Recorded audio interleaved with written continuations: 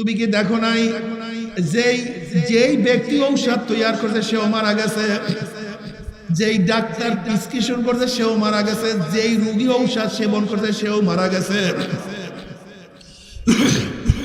যেই দোকানদার ঔষধ বিক্রি করছে সেও মারা গেছে, যেই জজ সাহেব ফাঁসির রায় লিখছে সেও নাই, যেই জল্লাদ ফাঁসি কার্যকারী করছে সেও দুনিয়া থেকে বিদায় হয়ে গেছে, যাকে কার্যকর করছে সেও মারা গেছে। ফেরাউন নাই, মুসা আলাইহিস সালাতু ওয়াস সালাম দুনিয়াতে নাই, নবী ইব্রাহিম দুনিয়ার থেকে বিদায় হয়ে গেছে, নমরুদ দুনিয়ার থেকে বিদায় হয়ে গেছে, আমার নবীও দুনিয়াতে নাই, আবু জাহেল দুনিয়াতে নাই, বাদশাও নাই, মন্ত্রীও নাই, ধনীও নাই, গরিবও নাই, না সুস্থ দুনিয়ার মধ্যে আছে না অসুস্থ দুনিয়ার মধ্যে থাকবে, বাবাও নাই, দাদাও নাই, আমরাও যাওয়ার পথে দুনিয়া থাকার জায়গা না, কেউ থাকতে পারে না, আমরাও থাকতে পারবো না। কিন্তু মুসাফির কি নিয়ে রওনা করছো, কোথায় রওনা করছো, খবরদার হিসাব নিকাশ না মিলাইয়া কেউ মাওলার কবরে যাইও না।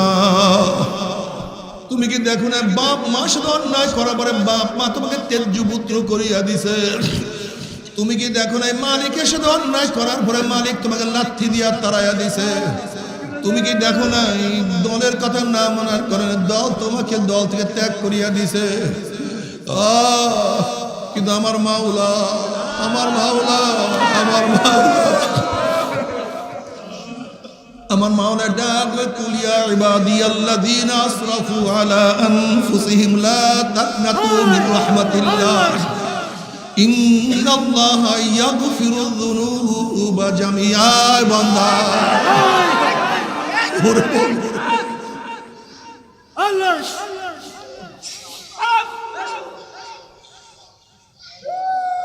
বান্দা আল্লাহ।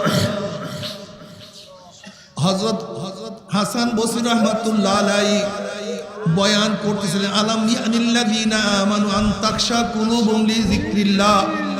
এই আয়াতের বয়ান করতেছিলেন হাসান বসরি রাহমাতুল্লাহ আলাইহির মতো লোক যখন বয়ান করে তখন মাজলিসের অবস্থা কি হইতে পারে। মুমিনের কি সেই অবস্থা এখন আসে না? মাওলার জিকিরে তাদের কলবের মধ্যে কম্পন সৃষ্টি হওয়ার, আলাম ইয়ানিল্লাযীনা আমানু আন তাখশা কুলুবুহুম লিযিকরিল্লাহ। মুমিনের কি সেই সময় এখনো আসে নাই? মাওলার জিকিরে তাদের কলবের মধ্যে ভয় সৃষ্টি হওয়ার, কম্পন সৃষ্টি হওয়ার সময় কি এখনো আসে নাই? এই আয়াতের বয়ান করতেছিলেন, মাজলিসের মধ্যে হায়বা সৃষ্টি হয়ে গেছে। এক যুবক, উদ্বা নামী এক যুবক লাভ দিয়ে উঠে বলে, হুজুর এমন কোন গুনাহ নাই যে গুনাহ আমি করি নাই, সব গুনাহ তো করছি, আমার উপায়টা কি হবে? এই অবস্থায় মারা গেলে মাওলা কি আমাকে মাফ করবে নাকি? লাভ দিয়ে উঠে চিল্লান দিয়ে বেহুশ হয়ে গেছে। হাসান বসরি রাহমাতুল্লাহ আলাইহি বলছে, যুবক তোমার কাছে আজরাইল আসার আগে যুবক তুমি তওবা করো। ও যুবক, আজরাইল তোমাকে থাবা দিয়া বসে, হাজার চেষ্টা করলে আর তওবা করতে পারবো না। অনেকক্ষণ পরে যুবক যখন হুঁশে আসছে, বলে হযরত এমন কোন গুনাহ নাই যে গুনাহ আমি করি নাই, মাওলা কি আমাকে মাফ করবে নাকি? হাসান বসরি রাহমাতুল্লাহ আলাইহি, যুবক কবরের দুই পাশের মাটি চাপ দেওয়ার আগে তুমি তওবা করো। হে যুবক, কবরের মধ্যে আগুন ধরার আগে তুমি তওবা করো। হে যুবক, কবরের মধ্যে সাপ তোমাকে আঘাত করার আগে তুমি তওবা করো। ওই যুবক আবার চিল্লান দিয়া বেহুশ হইয়া পড়িয়া গেছে। বলছে হাসান বসরি রাহমাতুল্লাহ আলাইহি বয়ান করতে আসেন, হুঁশে আসার পরে বলে, হযরত শায়েখ মাওলা কি আমাকে মাফ করবে নাকি? আমি তো গুনার পাহাড় করিয়া ফেলাইছি, আমি তো গুনার সাগর করিয়া ফেলাইছি, গুনার তো কোনো অভাব নাই, মাওলা কি আমাকে মাফ করবে নাকি? হাসান বসরি রাহমাতুল্লাহ আলাইহি বলেন, যুবক কিয়ামতের ময়দানে সূর্যের গরমে মাথা ফাটিয়া যাওয়ার আগে যুবক তুমি তওবা করো। যুবক চিল্লা দিয়া পড়িয়া গেছে। হাসান বসরি রাহমাতুল্লাহ আলাইহি বলেন, যুবক তওবা করো। এখনো সময় আছে, তওবা করো। তওবা না করিয়া মাওলার কবরে যাইও না। এবার যুবক বলছে, হযরত আমাকে তওবা করান, আমি আর গুনার কাজের কাছেও যাব না, খালেস তওবা করান। ওই যুবক খালেস তওবা করছে। এবার যুবক মাওলার কাছে বলছে, মাওলা রে, জীবনকে ধ্বংস করিয়া ফেলাইছি, আমি আর দুনিয়ার কাজকর্ম করতে চাই না, রিজিকের ব্যবস্থা তুমি করিও, আমি রিজিকের তালাশ আর করতে পারবো না। মাওলা হে, বহুত গুনাহ করছি, বহুত মানুষ গোমরা করছি, আমাকে এত সুন্দর কণ্ঠ দান করো যেন আমি তেলাওয়াত করলে মানুষ হেদায়েত পেয়ে যায়। আমি আর বদদিনই করবো না, এখন দিনের কাজে ব্যস্ত থাকবো।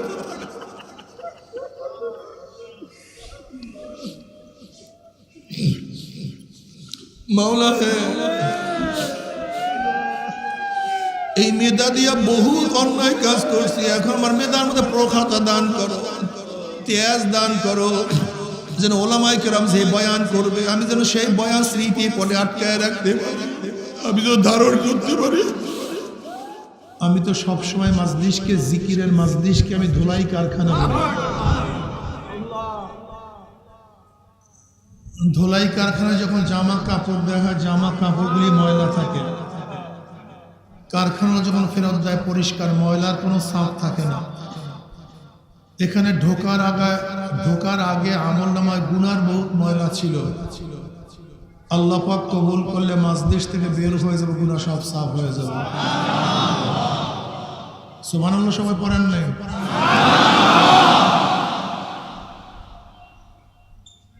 একবার সুবহানাল্লাহ পড়ছেন তো আমলনামায় 1000 নেকি লেখা হয়ে গেছে, আবার 1000 গুনাহ আমলনামা থেকে বের হয়ে গেছে। এইভাবেই তো গুনাহ সাফ হয়। গুনাহ সাফ হবে কিভাবে? একদিক থেকে নেক ঢুকবে, ইন্নাল হাসানাতি ইউযহিবনাস সাইয়্যাত, নেক ঢুকবে, গুনাহ বের হয়ে যাবে।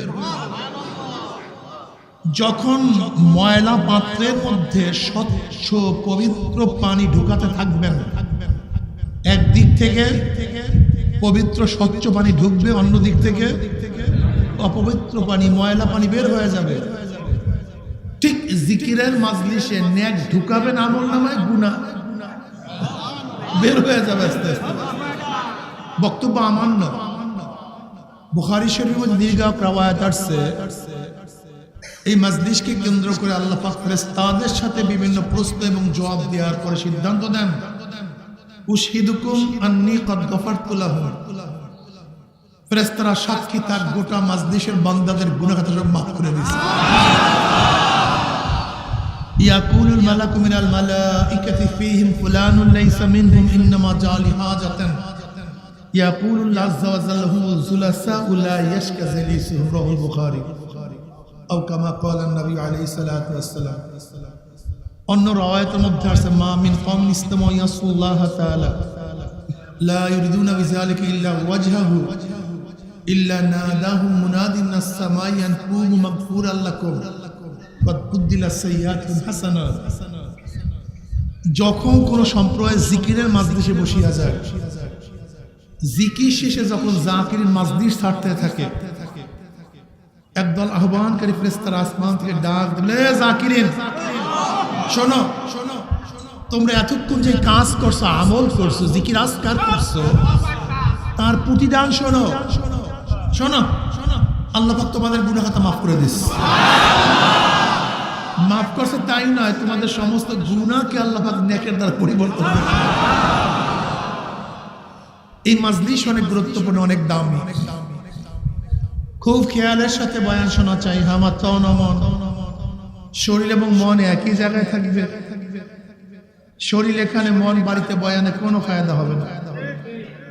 শরীর বাড়িতে, মন এখানে, তাতেও লাভ নেই। শরীর মন একই জায়গায় রেখে গোটা দুনিয়া কিয়ামত হয়ে যাক, ওইদিকে আমার কোনো খেয়াল নেই, আমার খেয়াল বয়ান। ঠিক আছে ইনশাআল্লাহ? কথা বলেছি শরিয়াত সম্মতায় কি সম্মত? কথা বলেন না, গ্রহণ করবেন। সুম্মা জাআলনাকা আলা শরিয়াতিন মিনাল আমর ফাত্তাবি'হা ওয়া লা তাত্তাবি'হু আল্লাযীনা লা ইয়া'লামুন। নবীকে আল্লাহ পাক বলছেন আপনার উপর আমি যে শরীয়ত নির্ধারণ করেছি ফাত্তাবিহ, সেই শরীয়ত অনুসরণ করুন, অনুকরণ করুন। কথাগুলি শরীয়ত সম্মত হয় গ্রহণ করুন, শরীয়তের উল্টা পাল্টা খেলাফ হলে প্রত্যাখ্যান করব। লা তুআতা লিমাখলুকিন ফি মাসিয়াতিল খালিক, গুনার উপরে কাউর কথা মানা যাবে না। যদিও গুনার আদেশ বাবা করুক না কেন, শ্রদ্ধা করব, সম্মান করব, ইজ্জত করব, কিন্তু আদেশ যদি গুনার হয় আমি মুমিন হিসেবে মানতে পারি না। যদি গুনার আদেশ মা করেন, শ্রদ্ধা সম্মান সব ঠিক থাকবে, এমনকি মায়ের ডাকে নফল ইবাদত ছেড়ে দিতে হয়। বুঝেন নাই?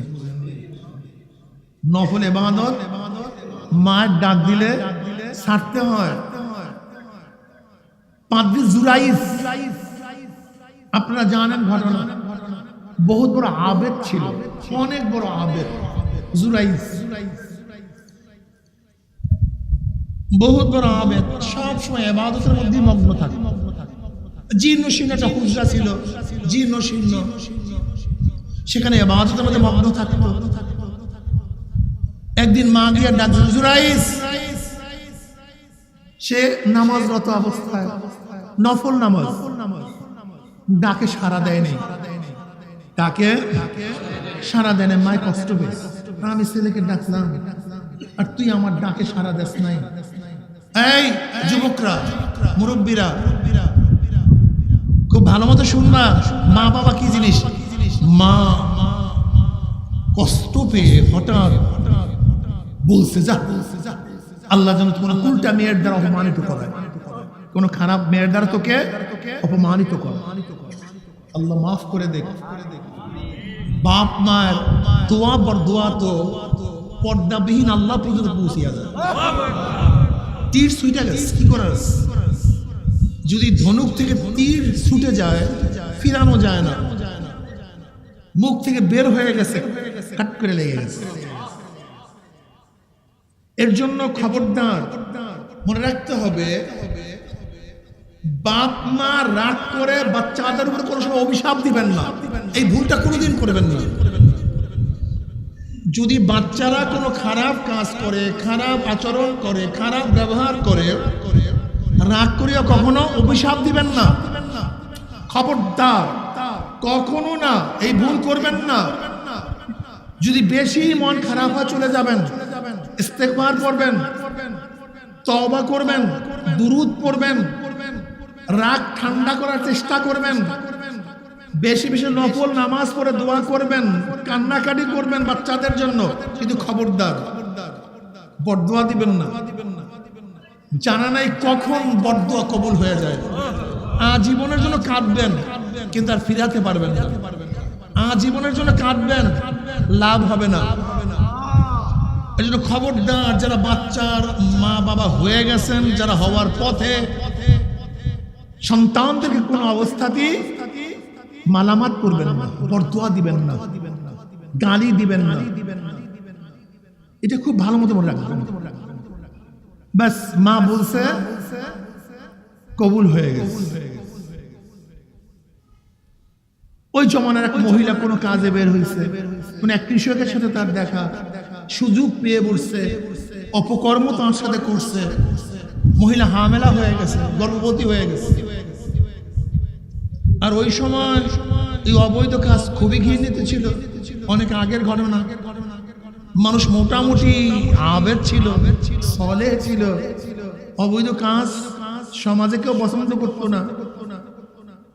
এই মহিলা, তোর তো বিবাহ হয়নি, পেটে বাচ্চা কোথার থেকে? তোর তো বিবাহ হয়নি, এই পেটে বাচ্চা কোথার থেকে? বলে জুরাইস, ওই জুরাইস পাদ্রীর এই বাচ্চা,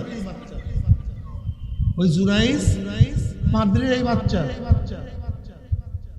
বাদশাহ, মন্ত্রী পরিষদ, সৈনিকরা ক্ষিপ্ত হয়ে গেছে। দরবেশি করো, ফাইজলামি করো, ভেসাল ধরছ, আর অপকর্মের মধ্যে লিপ্ত থাকো, যাও ধরে নিয়ে আসো। বাদশাহ সৈন্য পাঠায়, জুরাইস পাদ্রীর যে হুজরা ঘর সব মিলায় দিয়েছে মাটির সাথে, অ্যারেস্ট করে নিয়ে আসছে। সে তো কিছুই জানে না, তার খবরই নেই, কোনো কিছুর খবর নেই। কি হয়েছে ভাই, কি হয়েছে? আরে মেয়ে তুমি তার বেশি করো, ইসলামী করো। যেহেতু মেয়ে নিজে সাক্ষী দিয়ে দিচ্ছে, এখন আর কোন টেনশন আছে? বাস কথা শোনার কোনো সুযোগ নাই। মার ধর করতে করতে তার কাছে নিয়ে গেছে, তার কাছে, বাদশার কাছে। এখন জুরাইস পাদ্রী বাদশাকে বলছে, ঘটনাকে আপনাকে অ্যারেস্ট করছেন কেন? তুই ফাইজলামি করেছ বেটা, তুই না অপকর্ম করছো অমুক মহিলার সাথে। জুরাইস পাদ্রী বুঝে ফেলাইছে যে মাঝে বড় দোয়া করছে, কাজ শেষ। যে কোনটা কুলটা মহিলার দ্বারা আল্লাহ তোকে অপমান করা, বড় দোয়া কবুল হয়ে গেছে। এবং জুরাইস পাদ্রী বলতেছে, আমাকে একটু সময় দেন, আমাকে একটু সুযোগ দেন, আমাকে মায়ের কাছে যাওয়ার একটা সুযোগ দেন। এবার জুরাইস পাদ্রী মায়ের কাছে গেছে, গিয়া বলছে, মা গো, তুমি যে বড় দোয়া করছো, আমার অবস্থাটা খারাপ, আজকে আমার উপরে অপবাদ আসছে, আমাকে তো অ্যারেস্ট করা হয়েছে, অপমান করা হইতেছে, তুমি বড় দোয়া ফেরত নিয়ে যাও, তুমি আল্লাহর কাছে বলো যে আল্লাহ আমাকে হেফাজত করে। এবার মা বলছে, মাওলা, যে আমার কারণেই তুমি আমার বাচ্চাকে, আমার ছেলেকে অপমান অপদস্থ করো, আমি তোমার কাছে ক্ষমা চাচ্ছি, আমার ছেলেকে তুমি হেফাজত করো, তুমি হেফাজত করে মাফ করে দাও। এবার জুরাইস পাদ্রী বাদশাকে বলছে, আসেন এদিকে আসেন। আসছে, কি কোন মহিলা বলছে? অমুক মহিলা, নিয়ে আসেন মহিলাকে। এক রওয়ায়াতের মধ্যে আসছে, জুরাইস পাদ্রী মহিলার পেটের দিকে ইশারা করছে, হাত দিয়ে বলছে, এই পেটের বাচ্চা, তুই বল তোর বাবাকে বল, তোর বাবাকে বল। ওই পেটের বাচ্চা বলিয়া দিয়েছে, আমার বাবু মকৃষক। এক রাওয়ায়াত। আর এক রাওয়ায়াতের মধ্যে জন্ম হওয়ার পরে তার মাথার মধ্যে স্পর্শ করে বলছে, বলতো তোর বাবাকে, তাহলে আমার বাবা মকৃষক। অন্য রাওয়ায়াতের মধ্যে আসছে, যেই গাছের নিচে অপকর্ম হয়েছিল, সেই গাছের নিচে গিয়ে জুরাইস পাদ্রী গাছকে ইশারা করছে, এক গাছ বল তোর নিচে বসে কি অপকর্ম করছে। তোর গাছ সাক্ষী দিয়ে আসছে, আমার নিচে বসিয়া অমুক কৃষক অপকর্ম লিপ্ত ছিল।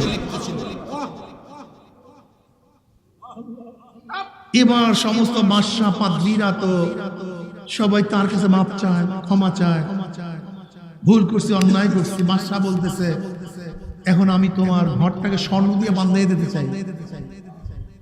না, আমি তো স্বর্ণের ঘর চাই না, আমি স্বর্ণের ঘর, তোমরা ইচ্ছা করলে আজের মতো জীর্ণ শীর্ণ একটা ঘর আমাকে করে দিতে পারো, যে আমার জুলুম হয়েছে। এর জন্য খবরদার, নবী আলাইহিস সালাতু ওয়াস সালাম ফরমান, জুরাইস যদি আলেম হইতো তাহলে জানতো যে মায়ের ডাক দিলে নফল সারিয়া মায়ের ডাকে সাড়া দিতে হয়, এটাও জানে না। সে দরবেশ ছিল কিন্তু আলেম ছিল না।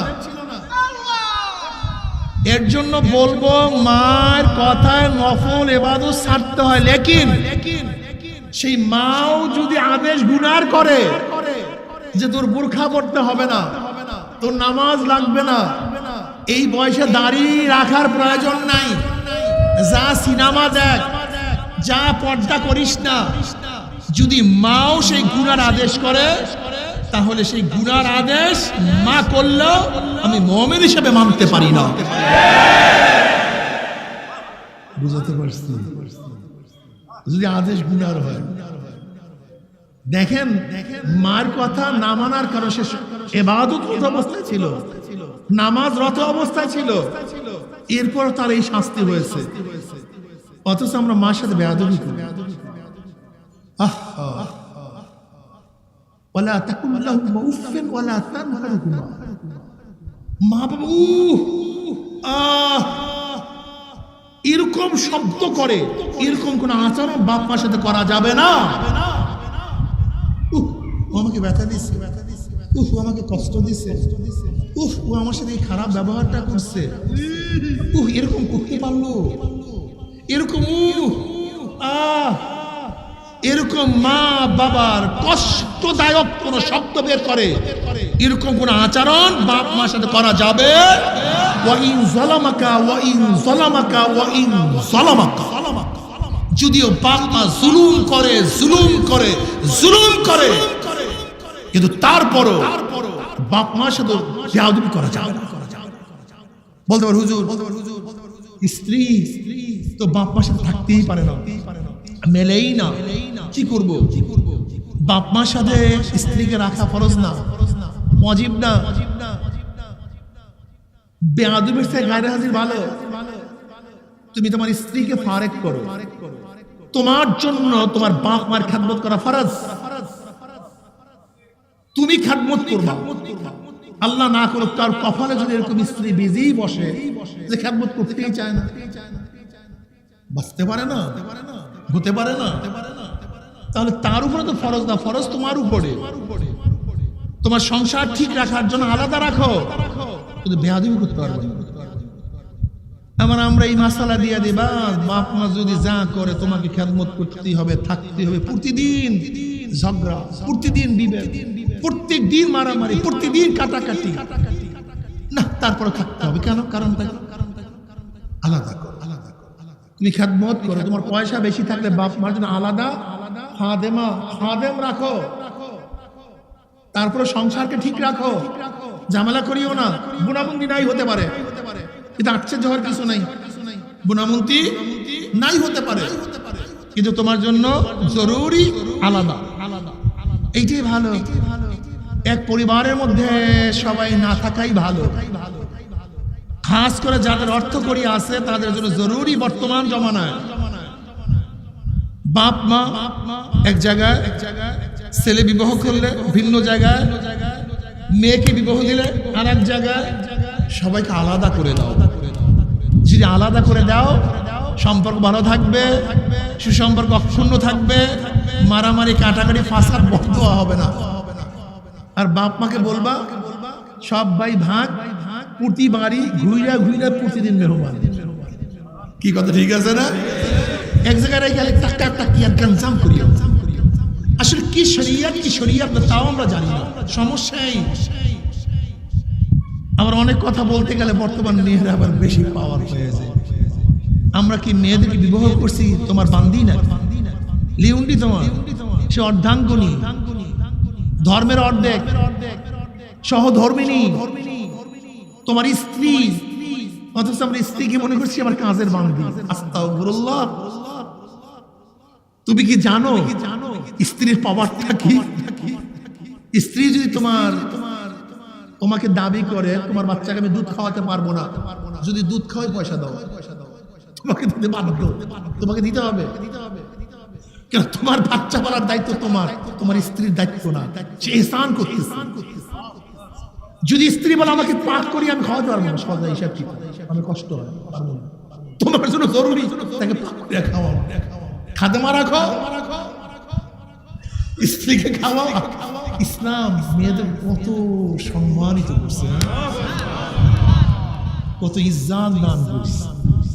আর আমরা মেয়েদেরকে কি বানাইছি? লিউন্ডি বানাইয়া ফেলাইছি, কাজের বুয়া বানাইয়া ফেলাইছি। মনে করতে হবে পার্টটা কেমন, আমি বাহিরে কাজ করি, আমার স্ত্রী তো আমাকে হিসান করে। এইভাবে বুঝাও যে তোমার হিসান তো আমি চাই, আমি তোমাকে চাপাইয়া দিতে চাই না। এইভাবে মন দিয়ে শোনো যে কাজটা করে, আর একদিকে কাজ করে ওদিকে তোমাকে গালি দেয়, এরকম না হয়। সম্পর্ক ঠিক রাখিও। যেটা বলতেছিলাম, যদি গুনার আদেশ পীর করে তাহলে মানতে হবে, ঠিক আছে না ভাই? ভুলে গেছেন ওয়াজের মধ্যে, মাশাআল্লাহ বলেন না। যদি গুনার আওয়াজ পীরে করে মানতে হবে, ঠিক আছে না? বাদশা যদি করে, প্রাইম মিনিস্টার যদি করে, ওনাটা ঠিক আছে। দল যদি করে তাহলে অবশ্যই মানতে হবে, ঠিক আছে না? নেতা যদি করে, কারণ নেতা তোমার ফ্যান্সি ডিলের বোতল দিয়ে দিছে, গাজার কলকি ধরাই দিছে, তোমার কিছু অবৈধ পিস্তল দিয়ে দিছে, তোমাকে দিকে 500 টাকার নোট বাইরে দিছে নেতা। কেন দিছে জানো? বর্তমান নেতাদের এইটার ব্যবসা। ও তোমার উপর ইনভেস্ট করবে 50 লক্ষ, কামাই করবে 50 কোটি। তোমার কাঁধের মধ্যে বন্দুক রাখিয়া তোমার কাঁধের উপর বন্দুক রাখিয়ে স্বীকার করবে। জানো আজকে আমাদেরকে কি করতেছে? তোমাদের অন্যায় করা, আমাদের অন্যায় করা, এরপরে কেসে পড়ি, জেলে যাই, টাকা নাই, সারাইকে নেতা বলে আরে নেতাজি সারা জীবন ভর জেলে থাকতাম, কিন্তু জেলে গেছি কেন এই চিন্তা করছে একদিন। নেতাজি সারা জীবন ভর জেলে থাকতাম, জেলে গেছিও তো নেতাজির কারণে। কত কৌশল! ওদের আদর্শ নাই তো, চরিত্র নাই তো, ওরা তো মানুষকে কারাপ্টেড বানায়, আকাম কুকাম করায়, এর ভিডিও রাখে, সব কিছু ডকুমেন্ট তাদের কাছে থাকে। যখনই তার থেকে সরতে চায়, এই খবরদার, এই যে দেখো, এই দেখো, ওরা মানুষকে কন্ট্রোল করে অবৈধভাবে, আর আমরা মানুষকে কন্ট্রোল করি বৈধভাবে। এই জন্য আমরা অনেক সময় বলি তোমাদের 10,000 কর্মীর যেই দাম আমাদের একটা কর্মীর তার চেয়ে 1000 গুণ বেশি। তাহলে কেন? তোমাদের কর্মীরা ভোগী, আমাদের কর্মীরা ত্যাগী। তোমরা পাইলে আসো, না পাইলে নাই, আর আমাদের কর্মীরা পাইলেও আছে, না পাইলেও আছে।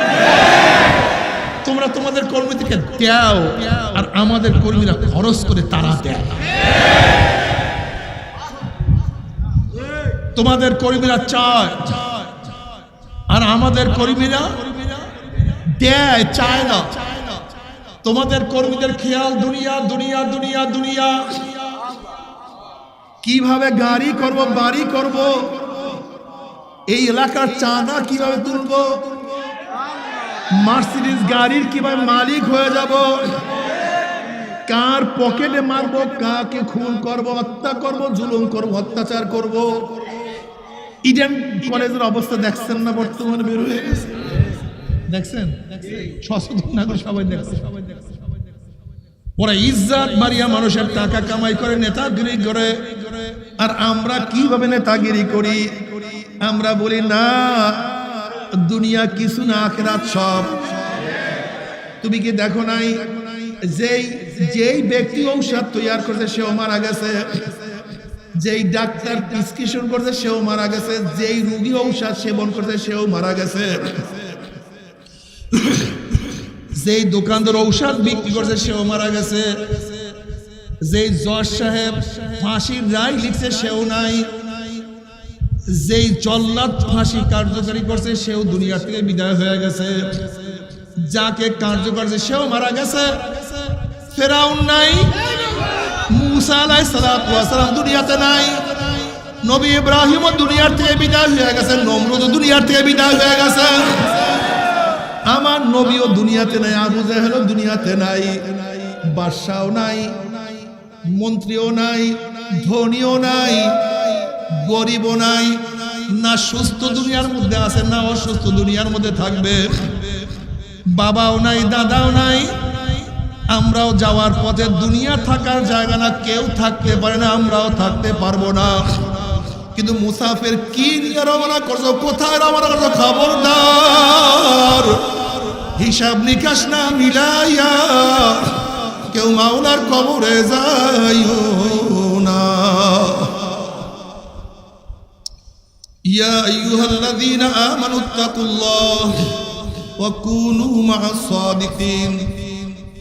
বাবারে, দুনিয়াতে কেউ বিড়ি পান করা অবস্থায় জন্মগ্রহণ করে নাই, কেউ গাঁজার কলকি নিয়ে জন্মগ্রহণ করে নাই, কেউ মদের পিয়ালা নিয়ে জন্মগ্রহণ করে নাই। একজন মদখোরের সাথে থাকতে থাকতে যে ব্যক্তি ভালো ছিল, যুবক ছিল, স্বচ্ছ চরিত্রের লোক ছিল, সেই আদর্শবান যুবকটা মদখোরের সাথে থাকতে থাকতে নেশাগ্রস্ত হয়ে গেছে।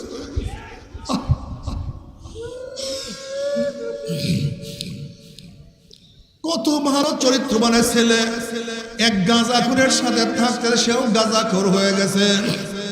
কত ভক্ত একটা ছেলে একটা গুন্ডার সাথে থাকতে সেও পকেট মার শিরিকিয়া গেছে। কত ভদ্র একটা ছেলে খুনির সাথে থাকতে থাকে সেও খুনি হয়ে গেছে। কত ভালো একটা ছেলে জালেমের সাথে থাকতে সেও জালেম হয়ে গেছে। কত ভালো একটা ছেলে নাস্তিকের সাথে থাকতে সেও নাস্তিক হয়ে গেছে। আবার কত বেনামাজি নামাজির সাথে থাকতে থাকতে সে নামাজ পড়া শুরু করছে। কত দাড়ি ছাড়া ব্যক্তিরা দাড়িওয়ালার সাথে থাকতে দাড়ি রাখা শুরু করছে। যাদের চোখের মধ্যে পানি ছিল না, একজন পানিওয়ালার সাথে থাকতে তাদের চোখের পানি জারি হয়ে গেছে। যাদের জবানে জিকির ছিল না, একজন জাকিরের সাথে থাকতে তাদের জবানের মধ্যে জিকির জারি হয়ে গেছে। যাদের কলমের মধ্যে সবসময় দুনিয়া দুনিয়া দুনিয়া, একজন আশেকের সাথে থাকতে থাকতে তার এশকের এখন তার কলমের মধ্যে লাগিয়ে গেছে। এখন সারাদিন বলে মাওলা আমার মাওলা কই। এ আমার যুবক বাবারা, দুনিয়া থাকার জায়গা না, দুনিয়া থাকার জায়গা না। दुनिया का दोस्ती मिसले कागज फूल है, ज़ाहिरी में खुशनुमा है, हकीकत में कुछ नहीं। দুনিয়ার মোহাব্বত কাগজের ফুলের মতো দেখতে তো অনেক আকর্ষণীয়, কিন্তু আসলে কাগজের ফুল, ভিতরে কোনো ঘ্রাণ নাই। দুনিয়ার মোহাব্বত এর হাকিকত বলতে কিছু নাই। তুমি কি দেখো নাই তোমার বন্ধু যার জন্য জীবন দিয়া দিতে পারতাম, কিন্তু স্বার্থের ব্যাঘাত হওয়ার পরে ওই বন্ধুই তোমার সবচেয়ে বড় শত্রু হয়ে গেছে। তুমি কি দেখো না বাপ মা সাথে অন্যায় করার পরে বাপ মা তোমাকে তেজ্য পুত্র করিয়া দিছে। তুমি কি দেখো না মালিকের সাথে অন্যায় করার পরে মালিক তোমাকে লাথি দিয়া তাড়াইয়া দিছে। তুমি কি দেখো না দলের কথা না মানার কারণে দল তোমাকে দল থেকে ত্যাগ করিয়া দিছে। কিন্তু আমার মাওলা, আমার মাওলা, আমার মাওলা, আমার মাওলা ডাকলে কুলিয়া ইবাদিয়াল্লাযীনা আসরাফু আলা আনফুসিহিম লা তাকনাতু মিন রাহমাতিল্লাহ ইন্নাল্লাহা ইয়াগফিরুয যুনুবা জামিআ। বান্দা আল্লাহ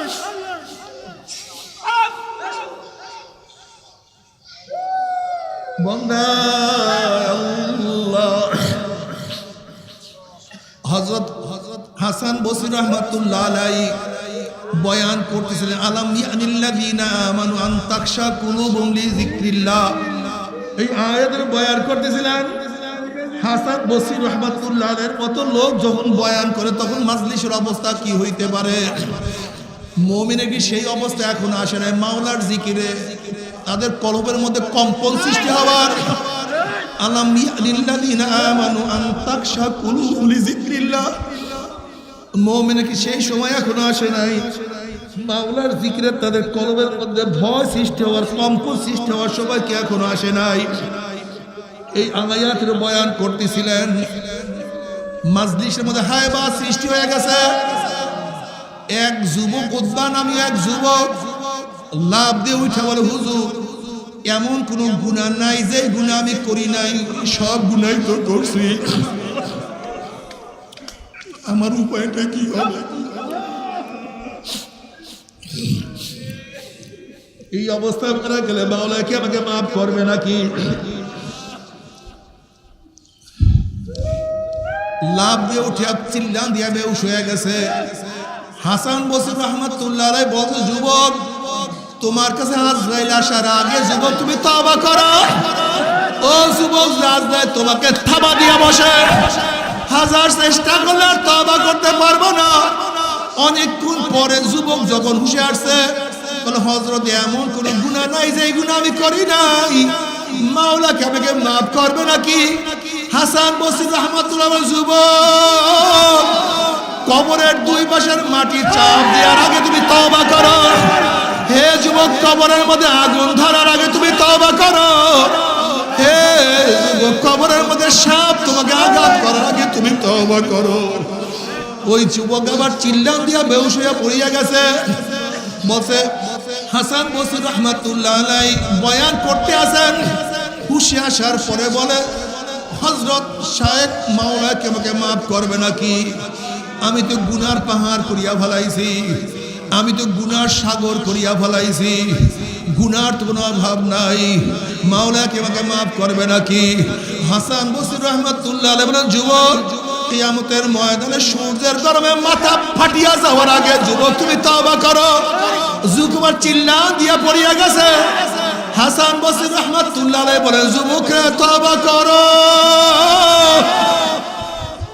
এখনো সময় আছে, তওবা করো। তওবা না করিয়া মাওলার কবরে যাইও না। এবার যুবক বলছে, হযরত আমাকে তওবা করান, আমি আর গুনার কাজের কাছেও যাব না, খালেস তওবা করান। ওই যুবক খালেস তওবা করছে। এবার যুবক মাওলার কাছে বলছে, মাওলা রে, জীবনকে ধ্বংস করিয়া ফেলাইছি, আমি আর দুনিয়ার কাজ কর্ম করতে চাই না, রিজিকের ব্যবস্থা তুমি করিও, আমি রিজিকের তালাশ আর করতে পারবো না। মাওলা হে, বহুত গুনাহ করছি, বহুত মানুষ গোমরাহ করছি, আমাকে এত সুন্দর কণ্ঠ দান করো যেন আমি তেলাওয়াত করলে মানুষ হেদায়েত পেয়ে যায়।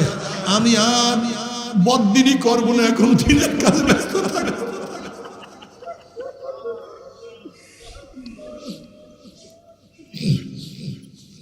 মাওলা হে, এই মেধা দিয়া বহু অন্যায় কাজ করছি, এখন আমার মেধার মধ্যে প্রখরতা দান করো, তেজ দান করো, যেন ওলামায়ে কেরাম যে বয়ান করবে আমি যেন সেই বয়ান স্মৃতি পড়ে আটকায় রাখতে পারি, আমি যেন ধারণ করতে পারি, আমি যেন শুনাইতে পারি। তুমি সেই ব্যবস্থা আমাকে করে দাও। আল্লাহর কি করিশ্মা, আল্লাহ পাক রব্বুল আলামিন যুবকের তিনটা দোয়া কবুল করছে। ওই যুবকের ঘরের মধ্যে প্রতিদিন সকাল বিকাল কোথার থেকে রুটি আর ভাজি আসতো, কেউ জানতো না। ওই যুবককে আমার মনে এত সুন্দর গলা দান করছে, তেলাওয়াত করলে তেলাওয়াত শোনার পরই মানুষ হেদায়েত পাওয়া যাইতো।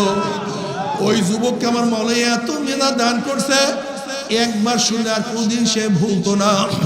এ আমার যুবক বাবারা, মুরব্বী বাবারা, পর্দার মা বোনেরা, আমার মাওলা এত মেহেরবান মাওলা, আমার মাওলা এত দয়াবান মাওলা, আমার মাওলা সব সময় ডাকরা, বান্দা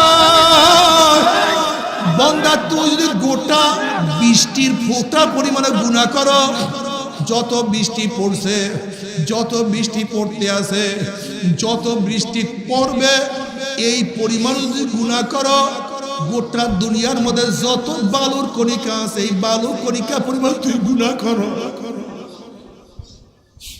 গোটা দুনিয়ার যত পানি আছে, পানির ফোঁটা পরিমাণ গুনাহ করো।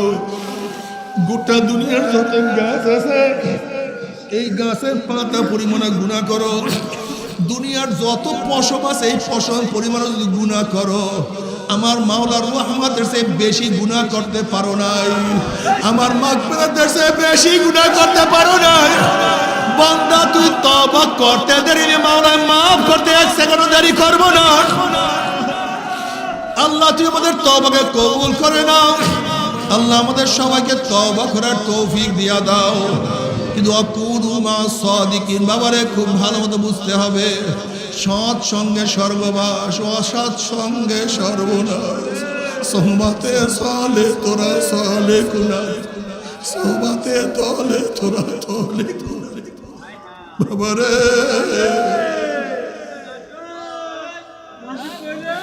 ও যুবক, খবরদার সঙ্গী তালাশ করতে ভুল করিও না। ও বাবারা, সঙ্গী তোমার কে হবে, তুমি কার সাথে চলবা, খবরদার সাথী নির্বাচন করতে ভুল করলে তুমি সবচেয়ে বড় ভুল করছো। আর সাথী নির্বাচন করলে, ঠিক করলে তুমি সবচেয়ে বড় ভালো কাজটা করছো, ঠিক কাজটা করছো। ইয়া আইয়ুহাল্লাযীনা আমানুত্তাকুল্লাহ ওয়া কুনু মা'আস সাদিকিন। তুমি কি জানো, যদি নেককার আল্লাহ ওয়ালাদের সাথীত্ব গ্রহণ করো, আল মারউ মা মান হাব্বা ওয়া লাহু মা কাতাসাবা, দুনিয়াতে যে যাকে মুহাব্বত করবে, কিয়ামতের ময়দানে সে তার সাথী হয়ে যাবে। যারা দুনিয়ার মধ্যে বাটপার, লুচ্চা, গুন্ডা, মদখোর, 2 নাম্বার 6 নাম্বার সাথীত্ব গ্রহণ করবে, নেতা মানবে, কিয়ামতের ময়দানে নেতারা তাদের সামনে থাকবে, অনুসারীরা পিছনে থাকবে, নেতারা যেখানে যাবে সেখানে অনুসারীরা চলে যাবে। আর যারা আমার আল্লাহ নবীকে নেতা মানবা, যারা ওলামায়ে কেরামকে নেতা মানবা, কিয়ামতের ময়দানে নবী আমাদের সামনে থাকবে, ওলামায়ে কেরাম আমাদের সামনে থাকবে, তারা যেখানে যাবে আমরাও সেখানে চলে যাবে ইনশাআল্লাহ। আল্লাহ তুমি কবুল করিয়া নাও। আল মারু মা মান হাব্বা ওয়া লাহু মা কাতাসাবা। কিয়ামতের ময়দানে আল্লাহ ওয়ালারা জান্নাতীরা জাহান্নামীদের সুপারিশ করিয়া জান্নাতে নিয়ে যাবে। যারা জান্নাতি হবে, একজন জান্নাতি কত জাহান্নামীদেরকে সুপারিশ করিয়া জান্নাতে নিয়ে যাবে। আল্লাহ তুমি কবুল করিয়া নাও। একজন হাফেজ এরকম 10 জনকে সুপারিশ করিয়া জান্নাতে নিয়ে যাবে, যাদের জন্য জাহান্নাম ওয়াজিব হয়ে গেছিল। এই গাছ তোমার পক্ষে আমার পক্ষে সাক্ষী দিবে, এই মাটি তোমার পক্ষে আমার পক্ষে সাক্ষী দিবে। কোরআন যারা কোরআন তেলাওয়াত করছে, কোরআন তেলাওয়াতকারীদের পক্ষে কোরআন সাক্ষী দিবে, মুজাহিদের পক্ষে তাদের অস্ত্র সাক্ষী দিবে। আল্লাহ তুই কবুল করিয়া নাও। কিয়ামতের মধ্যে আল্লাহ পাক এক ব্যক্তিকে জাহান্নামের ফয়সালা দিয়া দিবে। অমনি চোখের একটা পশম বলবে, মাওলা রে, তোমার নবী সত্য বলছে না মিথ্যা বলছে? আল্লাহ পাক বলবে, আমার নবী যা বলছে সবই সত্য বলছে, মিথ্যা বলার তো প্রশ্নই হইতে পারে না। তখন চোখের পশম বলবে, মাওলা রে, তোমার নবীর ঘোষণা, মান বাকা মিন খাশিয়াতিল্লাহি হারামাল্লাহু তিলকাল আইন আলান নার। যেই চক্ষু তোমার ভয়ে জাহান্নামে কাঁদবে, সেই চোখের উপরে তুমি জাহান্নামের আগুন হারাম করিয়া দিবা। এইটা তোমার নবীর ঘোষণা। আমি চোখের পশম সাক্ষী দিতে আসি, তোমার এই বন্দার নামাজের দাঁড়াইয়া কত কান্না কানছে, রুকুতে গিয়া কত পানি ঝরাইছে, সেজদায় পড়িয়া কত মাটি ভিজাইছে, ওয়াজ নসিহাতে বসিয়া কান্দিয়া কান্দিয়া কত বুক ভাসাইছে, মোনাজাত দরিয়া কত কান্না কানছে। এই পরেও তুমি তাকে কিভাবে জাহান্নামের ফয়সালা দিলা? তুমি আমার মাওলা জিবরাইলকে ডাক, জিবরাইল গোটা কিয়ামতের ময়দানে মানুষকে এলান করিয়া দে, জানাইয়া দে, অমুকের ছেলে অমুককে আল্লাহ পাক রব্বুল আলামিন শুধুমাত্র চোখের একটা পশমের সাক্ষীর কারণে আমার মাওলায় মাফ করিয়া দিছে। আল্লাহ আল্লাহ তুমি কবুল করিয়া নাও। এর জন্য আল্লাহ নবী আল্লাহর কাছে দোয়া করে, আল্লাহুম্মা রযুকনি আইনাইনে তাবকিয়ান মিন খাশিয়াতিকা ক্বাবলা আন ইয়াকুনা দামু দামান। মাওলা হে, তুমি আমাকে এমন দুইটা চক্ষু দান করো, যেই চক্ষু তোমার ভয়ে সব সময় কাঁদতে থাকবে। ওই দিন কান্নার আগে, যেই দিন চোখের পানি শেষ হয়ে অনর্গল রক্ত বাহির হওয়া শুরু হবে, আল্লাহ তুমি মাফ করিয়ে দাও। ও নেমুখারাম, আজকে দুনিয়ার মধ্যে এক ফোঁটা চোখের পানিও তোমার জন্য আমার জন্য জাহান্নাম হারাম হওয়ার কারণ হইতে পারে, কিন্তু কিয়ামতের মধ্যে নাফরমান কাঁদতে কাঁদতে চোখের পানি শেষ হয়ে যাবে, এরপর রক্ত বাহির হওয়া শুরু হবে। চোখের পানির রক্ত পড়তে পড়তে গালের চামড়া গোশত পচিয়া পচিয়া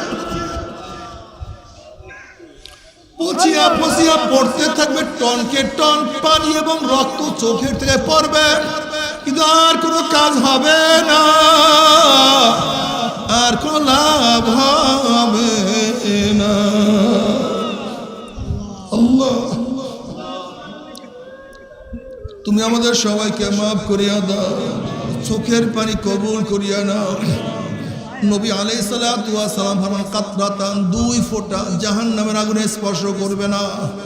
রক্তের ওই ফোঁটা আল্লাহর জমিনে আল্লাহর হুকুমতকে কায়েম করার জন্য শরীর থেকে গড়াইয়া পড়বে, ওই শরীর জাহান্নামে যাবে না।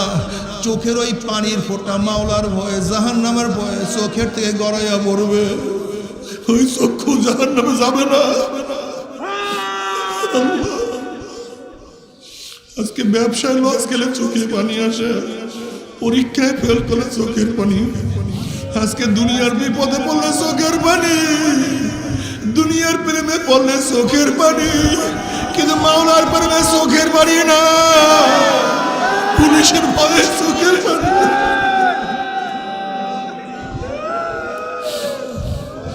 কিন্তু মাওলার ভয়ে চোখের পানি না।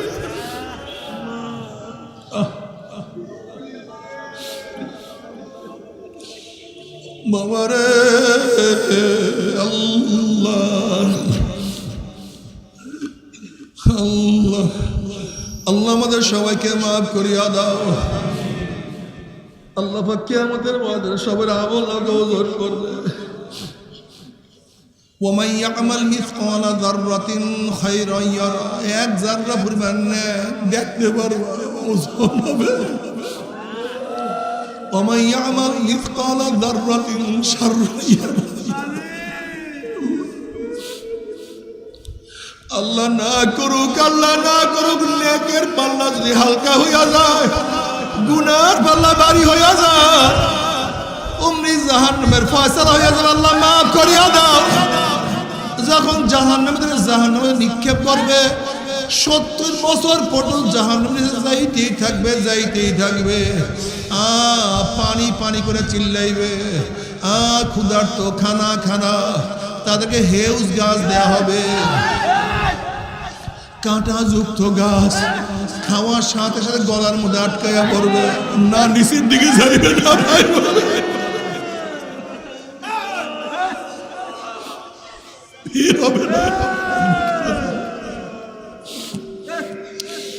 বেরো হবে না, ভিতরে যাবে না, সহ্য করতে পারবে না। শুধু মৃত্যু মৃত্যু মৃত্যু মৃত্যু, না লা ইয়ামুতু ফিহা ওয়ালা ইয়াহইয়া। মানুষ মরবেও না, মানুষ বাঁচবেও না, জীবন বাহির হবে কিন্তু বাহির হবে না। বাবারা সহ্য করতে পারবি? ওই আযাব তো কেউ সহ্য করতে পারবো না। তবে মুমিন মুসলমান বলতে সবাই মনে চায় গুনার থেকে ফিরিয়া নেক আমল করিয়া মাওলার জান্নাতে কিন্তু সবাই যাইতে মনে চায়। গুনাহ নিয়ে মাওলার জাহান্নামে কাউরে কিন্তু যাইতে মনে চায় না। কিন্তু কেনই বা আমরা নেক আমল করতে পারি না, কেনই বা গুনার কাম ছাড়তে পারি না? এর মূল কারণ হলো আপনার এবং আমার পিছনে নফস এবং শয়তান লাগিয়া রইছে। এই নফস এবং শয়তান থেকে ফেরার জন্য যে কোনো একজন হক্কানি আল্লাহর ওলির হাতে হাত দিতে হবে রে বাবা। খবরদার, বর্তমান জমানায় পীর মুরিদের ভেজাল, ব্যবসা, দলাদলি, হিংসা, হাসাদে পরিণত হয়ে গেছে। সমস্ত আল্লাহর একমত যেই পীরের 5 জন মুরিদের মধ্যে কম পক্ষে 3 জনকে দেখবেন আলহামদুলিল্লাহ সুন্নাত মাফিক আমল আখলাক মজবুত হইয়া যাইতে আছে, গুনার কাম ছাড়তে আছে, নেকের আমল ধরতে আছে, কলব নরম হইয়া চোখে পানি আসতে আছে। বৃক্ষতর নাম কি, ফলে পরিচয়। আমি চরমনায় বুঝি না, চরমনার দাওয়াত, প্রশংসা, প্রচার প্রসার করার জন্য আসি না রে বাবা। চরমনায় যাওয়ার তোমার কোনো দরকার নাই, কোনো দরকার নাই, কোনো দরকার নাই। তুমি যার কাছে গিয়া পারো গুনার কাম ছাড়ো, নেকের আমল ধরো, কলব নরম করিয়া চোখে পানি নিয়া মাওলার কবরে যাইও। যেরকম দুনিয়ার ঘরে আগুন লাগলে পানি ছাড়া নিবানো যায় না, ঠিক তোমার আমার গুনার দ্বারা যে জাহান্নামের আগুন জ্বলিয়া রইছে, চোখের পানি ছাড়া কিন্তু জাহান্নামের আগুন নিবানো সম্ভব না। কাজী বাবা আমার জন্য দোয়া চাই, আমিও দোয়া করি। সবাই সবার প্রাণ খুলিয়া দোয়া করো যেন কিয়ামতের ময়দানে গলাগলি বাঁধিয়া মাওলা একসাথে জান্নাতে যাওয়ার তৌফিক দিয়া দেয়। আল্লাহুম্মা আমিন।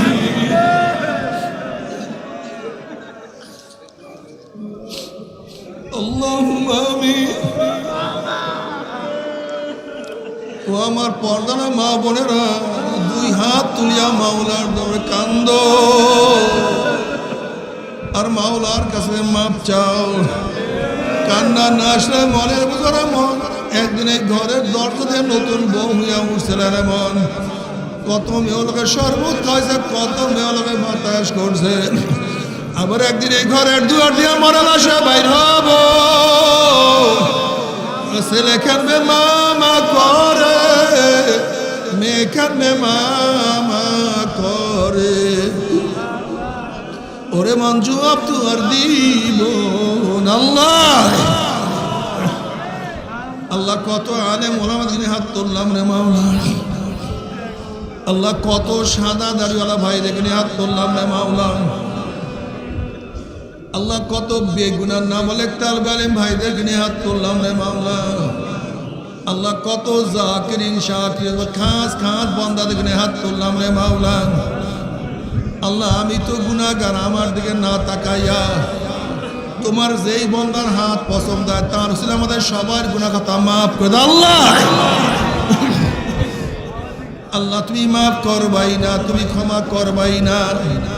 তারা তোমার বন্দার এখানে কেন আসছে, কি পাওয়ার জন্য আসছে, কি চাওয়ার জন্য আসছে?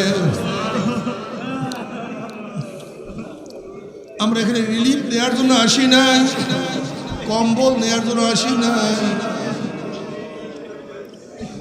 কেউ নামাজ কাজা করিয়া ফেলাইছি, কেউ রোজা সারিয়া দিছি, কেউ বেপরদা অপকর্মের মধ্যে লিপ্ত হয়ে গেছি, কেউ হারাম কবিরা গুনাহ করিয়া ফেলাইছি। আল্লাহ আমরা জাহান্নামের কাজ করিয়া ফেলাইছি। আল্লাহ জাহান্নামের খাতার থেকে আমাদের নামটা কাটিয়া দাও। আল্লাহ জাহান্নামের খাতার থেকে আমাদের নামটা কাটিয়া দাও।